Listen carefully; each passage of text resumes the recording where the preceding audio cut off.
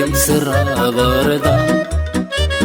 Küçükken yalnak kaçınma, büyükken uşak bitme.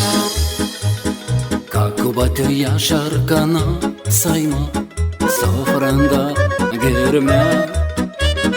Tamanarat o 50 yaşını, yüzünden sil o yaşı.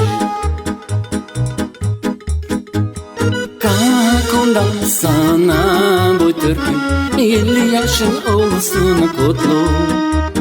Sinsile toplu sofrana, haydin çıkın oynama.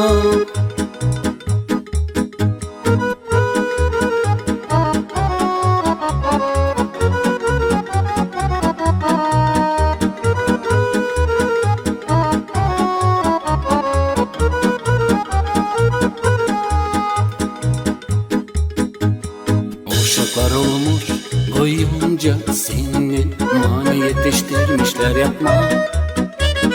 Kocanda kafa bir yazıymış, güzel oğlum ikiniz. 50'den ötede varmış yaşama, içerisi küçük uşak.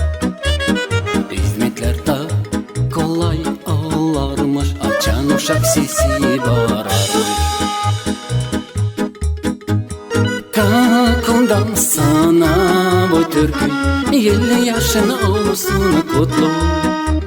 Sinsile toplu sofrana, haydin çıkın oynama.